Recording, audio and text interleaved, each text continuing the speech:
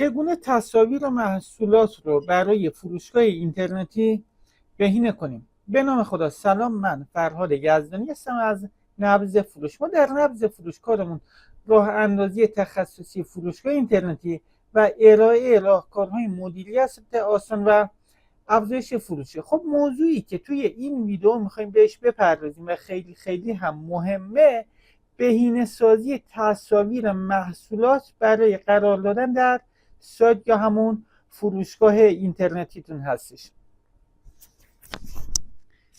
یکی از مهمترین مسائلی که شما ممکنه باهاش روبرو بشید، البته اصلا نترسید، چون در عین مهم بودن بسیار هم آسان شده با ابزارهایی که این روزها توسط هوش مصنوعی ساخته شده. خب اول از همه بریم سراغ این موضوع که اول از همه یک تصویر که در سایتمون یا فروشگاه اینترنتیمون میخوایم قرار بدیم چه ویژگی هایی داشته باشه. خب اولین مسئله‌ای که هست، شما هم حتما توی سایت های مختلف میبینید یه سری ویژگی ها دارن. اول از همه این هستش که زمینه سفید هستش، پس زمینه نداره محصولات.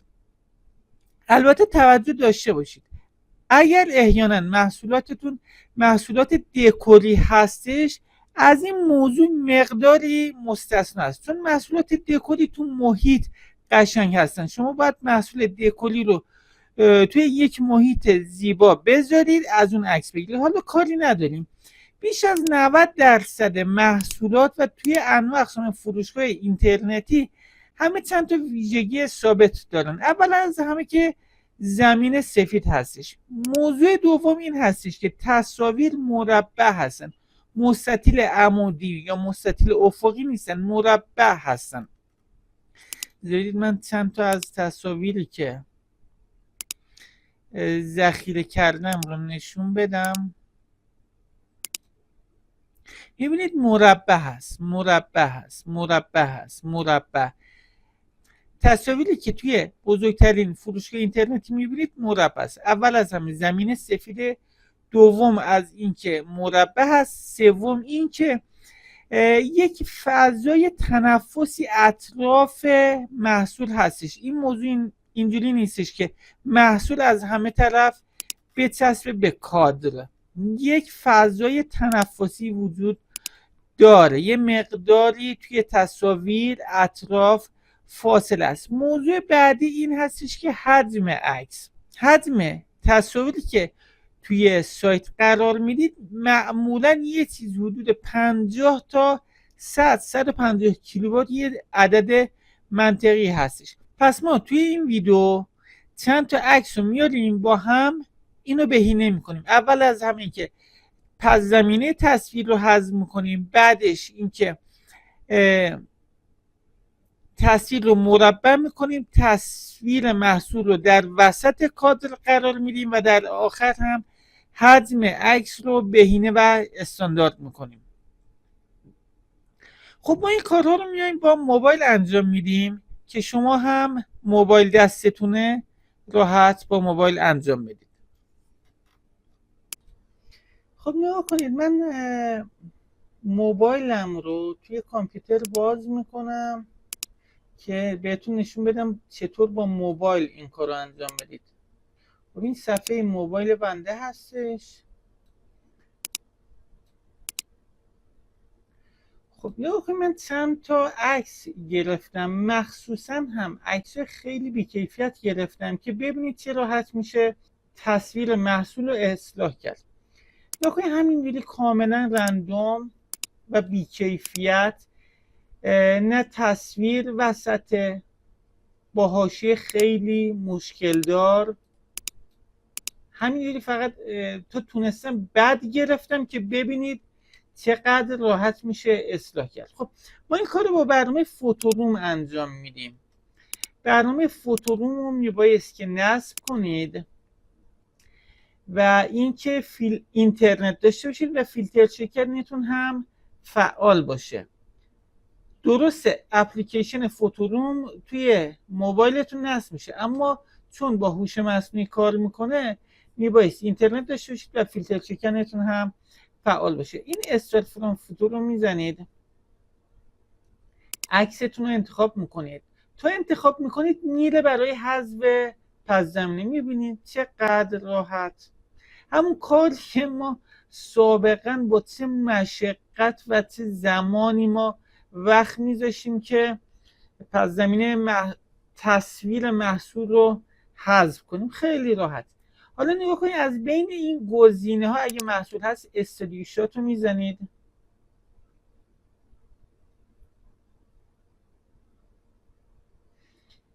با پس زمینه با رنگ‌های مختلف به شما میده. مقداری صبر میکنید تا همشون لود بشه. ما با پس زمینه سفید رو انتخاب میکنیم. ما با این کار داریم. استانداردی هستش که همه رعایت میکنن. نگاه کنید تصویر محصولی که یه گوشه بود، پس زمینه داشت، حذف کرد، پس زمینه رو خود به خود مربع کرده، تصویر رو انداخته وسط و همین. بسیار عالی. حتی یه سایه بهش داده. اکسپورت رو میزنید. Save to your device. ذخیره شد. به همین راحتی. بسیار عالی. حالا نگاه کنید. میبینید این تصویر شد این تصویر به همین راحتی. حالا یه تصویر دیگر رو انجام میدیم. برمیگردیم تو برنامه فوتوروم.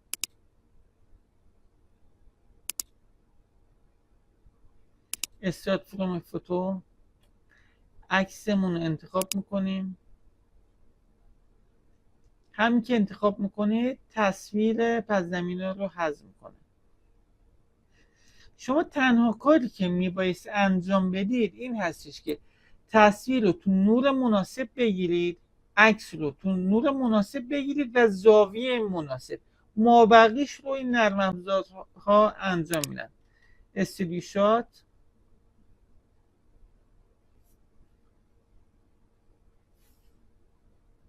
میبینید به همین راحتی با تصویر پس زمینه های رنگی مختلف به شما میده. انتخاب میکنید.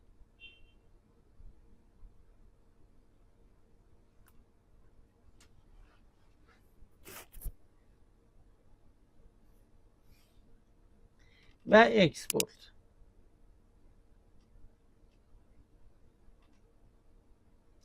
Save to your device. ذخیره شد تصویر.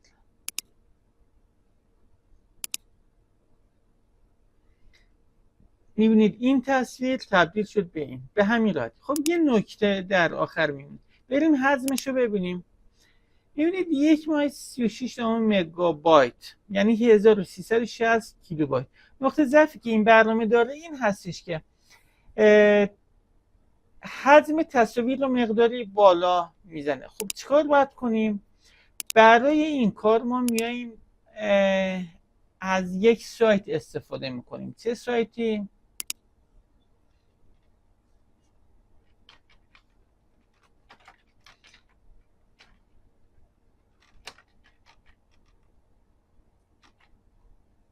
سایت squash.app.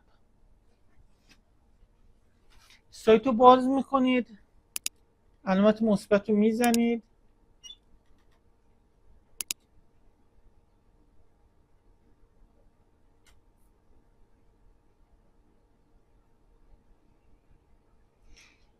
عکستون رو انتخاب میکنید. میبینید 1.36 مگابایت 1365 کیلوبایت. چرا انتخاب نکرد؟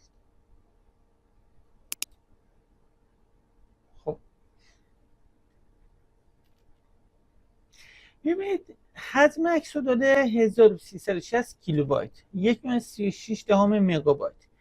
همین که شما عکستون رو توی برنامه باز کنید میتونه با کم کردن حجم 87% کم میکنه. 176 کیلوبایت میده. تقریبا نزدیک 1/10 بدون اینکه بخواید تنظیم خاصی انجام بدید.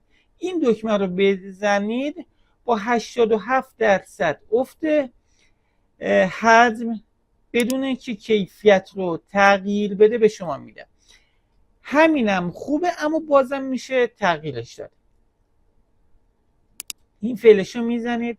یا کنید اول از همه ریسایز یا کنید تصاویر تو فروشگاه اینترنتی یه چیزی معمولا بین 800 تا 1500 کیلوبایته که این البته برمیگرده به جزئیات تصویر شما. اگه تصویرتون خیلی پرحجمه، خیلی جزئیات داره، اندازه رو بیشتر، اگه نه خیلی جزئیات نداره اندازه رو کمتر کنید. این میتونه مثلا بین 800 تا 1000 باشه. من میزنم 1000. خب چقدر شد؟ 93% کم میکنه. حالا 1/36 مگابایت میشه 89 کیلوبایت. 93% کم میکنه. آیا باز بهتر میشه کرد؟ بله. اینجا فرمت رو از JPEG میذارید روی WebP،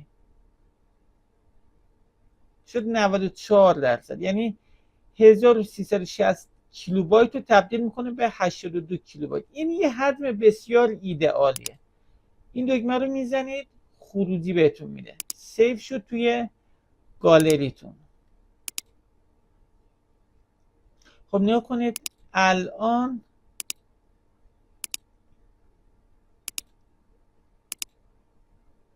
من 2 تا دارم. یه دونه این هستش، حجمش چقدره؟ 82 کیلوبایت. این یکی چقدر؟ 1/36 مگابایت، بدون اینکه کیفیت عکس کم بشه. میبینید بسیار به عنوان یک تصویر محصول برای سایت فروشگاه بسیار عالیه. خیلی همین، موفق باشید.